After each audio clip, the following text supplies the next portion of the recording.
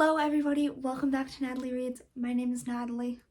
It's been a while. Over the past year and a half, it's been a struggle for me to find consistency with this channel, and I don't even know if I can pinpoint a reason as to why. I guess motivation maybe lacking? I don't know. That's something I'm working on trying to figure out. But in 2023, I want to make this channel a priority. I want this to be one of my main focuses. And that's going to be interesting because in 2023, I'm not going to be reading as much as I have in past years. In the past years, I've been reading at least 100 books. A lot of years way closer to 200 books, if not over. I know in 2020, I definitely read like probably almost 300 books. But I am just finding that reading doesn't have to be my entire life. And also with school this year, I'm not having quite as much time to read as I have in past years. So we'll see how I manage to balance all this. But today's video is going to be all of the classics I want to read this year. Classics have previously been something that have intimidated me so much. I never thought I would be able to read classics and understand what they were trying to say. But over the past 2 school years, I've had to read classics, and I found that I am able to understand what they're saying, and I'm able to enjoy these classics and get something out of it. So I want to stop viewing classics as something intimidating and scary, and instead view classics as something that I can enjoy and that I can love. So I'm not quite sure how many classics I'm going to be talking about today, but these are the top classics I want to read this year. And most of them are just off of vibes. I think I'm going to like them. I don't know a whole lot about them, but I think I am. So let's get into the list. The first classic that I want to read this year is Anne of Green Gables. I have had this copy for probably at least 5 years, and yet I have not read it yet. I don't know why though. I got this copy when I was still so scared of classics. I thought I would never be able to read them. And so I never read this book despite it being probably one of the less intimidating classics on this list that I've thought about reading. Anne of Green Gables simply tells the story of Anne, a girl who I think is an orphan and gets adopted, and it's her childhood, her growing up. I know it is part of a larger series, so maybe if I like this one, I will continue on. But I feel like this is just going to be such a lovely coming of age story, seeing Anne develop and grow up and come into herself. And the inside of this book says, as inspiring today as it was 100 years ago, Anne of Green Gables remains a testament to the powers of hope, friendship, and imagination. So I'm excited to read this book and get transported to childhood wonders and just pure happiness. Another one of the hopefully less intimidating ones I have on this list is Frankenstein by Mary Shelley, which is actually, I think, the first sci-fi that was ever published. I've read Dracula, which I think is, sometimes people say that one's the first, but Frankenstein technically was published earlier. Almost everyone has an idea of Frankenstein. We've heard of him in pop culture, but I'm excited to fully get in and see the original story. I've never watched a movie about the original story of Frankenstein or anything like that. I love sci-fi, so I think this is going to be really exciting to see the roots of the genre. So the back of the book says that Frankenstein is the story of a committed science student, Victor Frankenstein, obsessed with discovering the cause of generation in life and bestowing animation upon lifeless matter. Frankenstein assembles a human being from stolen body parts, but upon bringing it to life, recoils in horror at the creature's hideousness. Tormented by isolation and loneliness, the once innocent creature turns to evil and unleashes a campaign of murderous revenge against his creator, Frankenstein. So I think Frankenstein is going to have a lot of interesting conversations about the idea of good versus evil, life, death, humanity, humans' role in the world, and I'm really excited to read it. It's not too long, it's like 200 pages. So yeah, I think I'm gonna really enjoy it. The one author on this list that I've actually read from before is Jane Austen, and I want to read Mansfield Park. This is the final Austen novel I have to read before I have read all of her books. This is something I've been working on for basically the last 2 years, so I'm really excited to finish up with all of Austen novels and be able to decide which ones are my favorite. What are my rankings? I have watched the movie for Mansfield Park, and if I'm being honest, the only thing that sticks out from that movie is like the fact that the main character marries her cousin. So that's a great sign, but you know, it's a classic Austen story of romance. We're following Fanny Price, who's sent to live with her wealthy uncle. She falls in love with their son, and it's just everything that happens in their complicated life. I think this is one of Austen's slower novels, and I think parts of it are maybe not the most interesting, so it's definitely maybe going to be a struggle to get through some of it, but I do love Austen. I love her writing. I love the commentary she uses in her writing by simply the way she portrays people. Austen is an absolutely amazing writer, and I'm so excited to finally be finishing off her full collection. Well, I mean, I still have to read her unfinished works, but I'll get there eventually. I gotta read Mansfield Park first. One of the most intimidating books on this list is A Tale of Two Cities by Charles Dickens. The idea of reading something by Charles Dickens just like terrifies me. I don't know why, but it really does. I think it's because it's, you know, it's actually not as long as I thought it was. It's not even 400 pages. But you know, to a certain level, the idea of reading a 400-page classic is a little bit intimidating, and I feel like Dickens is known for being kind of inaccessible to people who aren't used to reading classics, but I want to show myself that that's not true, that I can get over these barriers that I have placed in my brain. And you know, A Tale of Two Cities is just iconic. I mean, we all know the starting line. It was the best of times, it was the worst of times. So I am excited to read this. What is it about? It's about the French Revolution.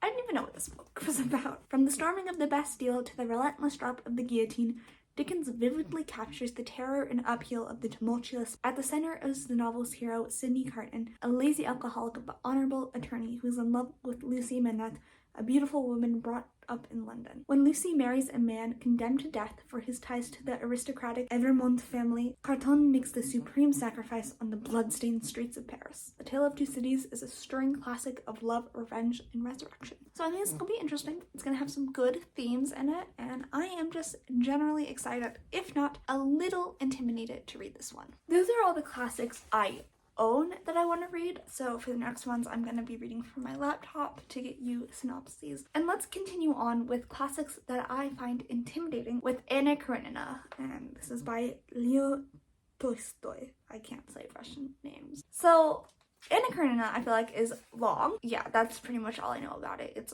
long. I think it deals like with Russian aristocrats and like society. I feel like when I think of Anna Karenina, I just have this vision of ballrooms with girls in big fancy ball gowns, but I don't know anything besides that. So let's see what the synopsis is. I'm having trouble finding an exact plot of this book. It's the story of this girl who's married and perhaps is having an affair, but she's married. I'm not sure. It deals with themes of betrayal, faith, family, marriage, imperial Russian society, desire, and rural versus urban life. The story centers on an extramarital affair between Anna and the dashing cavalry officer Count Alexei Kirovich-Vronsky. I can't say that. That scandalizes the social circles of St. Petersburg and forces the young lovers to flee to Italy in search of happiness. But after they return to Russia, their lives further unravel. And apparently trains are a motif in the novel. I don't know what that means, but I think it's going to be good, and I'm excited. I feel like, while it's long, it's going to be immersive. That is what I am telling myself to convince myself I'm not scared of reading this book. Another Russian classic that I want to read, and everything that I've read seems like it's a much easier read, is Crime and Punishment by Fyodor Dostoevsky. Once again, I don't know how to say that name.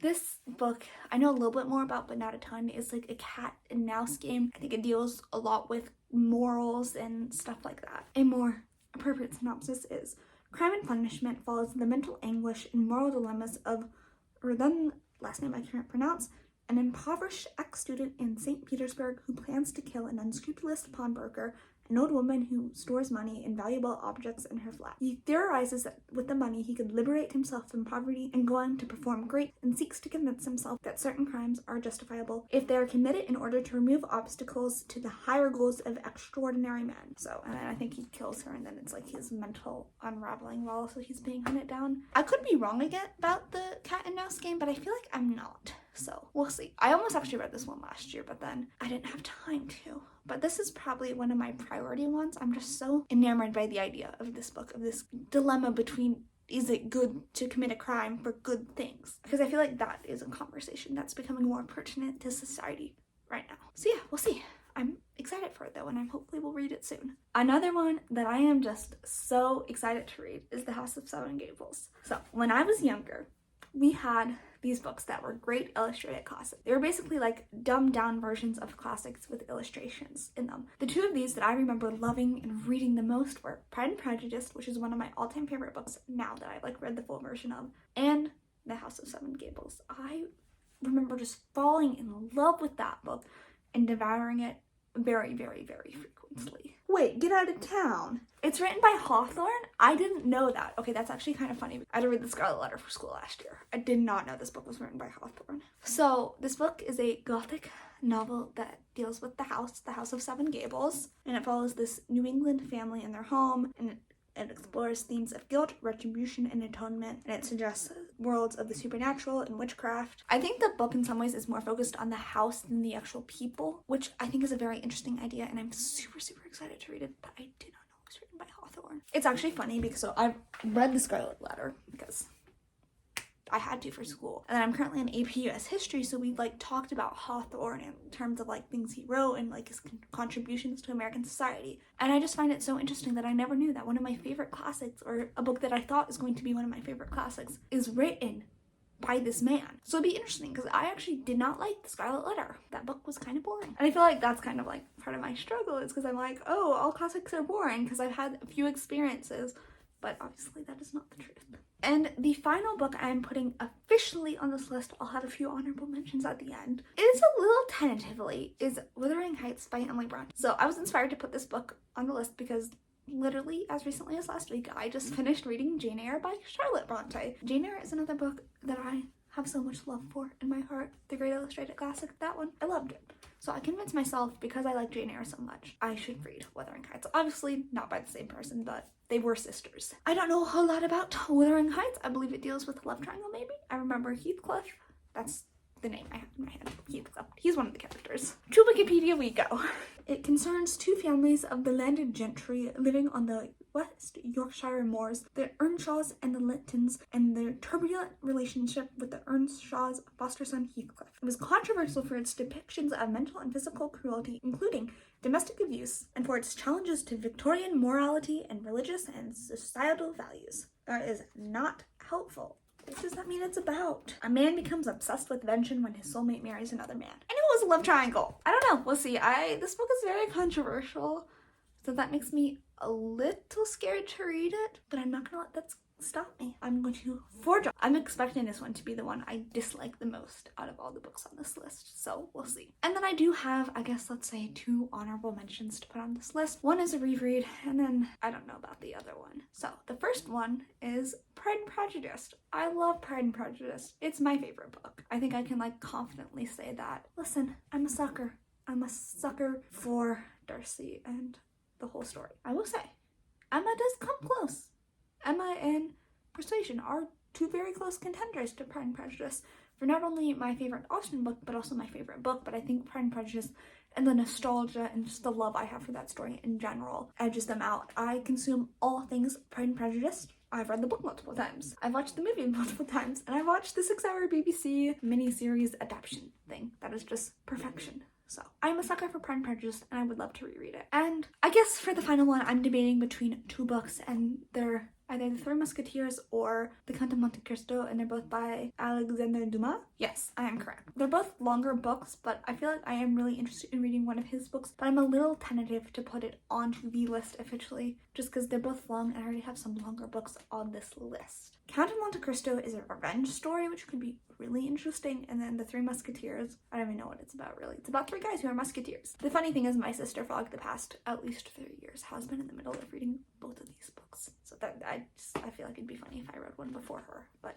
alas. I have just remembered another honorable mention that I will put on this list of a reread, and that is Little Woman by Louisa May Alcott, although I may be able to curb my eagerness to re-engage in this story by simply watching the movie, because the Little Woman 2009 adaptation is perfection. But, you know, I may end up rereading that book because I loved it. So, those are I don't even know how many classics I put on this list. I want to read this year. I'm very excited to read them. So I'm either going to vlog each book that I read and like post a vlog where I'm just talking about it, or at the end of the year, I feel like I'll definitely do the second part, but I don't know if I'll do the first part. At the end of the year, I will make a recap video, talk about all the classics I read, even like not including these ones, and then rank them by how much I enjoyed them. But maybe I will make a vlog of the ones specifically on this list. The final thing I want to talk about in this video is just a little insight into like the extra push that I'm giving myself to do this and to hopefully read some of them sooner rather than later. I am currently in AP Literature. In May, we take a test. One of the prompts on the test is an open-ended book question. So obviously I'm reading books year-round, but it would also be nice if I have some other books that I could go back to and think of in case the prompt fits any of them. I probably will end up using a book that we read in class because we do so much discussing about the books that we read. But it is always nice, I feel like, to have a few extra that I could fall back onto. Yeah, I feel like that's everything I have to say. I will be reading a few other of these books, classics in AP Lit, obviously. I know we're definitely reading King Lear. Got some Shakespeare. I hate Shakespeare. But yeah, I think that's everything that I have to talk about today. So I'm very, very excited for this and to hopefully read these books. Thank you guys so much for watching this video. Down below in the description box will be links to my Instagram and my Goodreads if you want to follow me there. Subscribe to see more content from me, and I'll see y'all again very soon. Bye!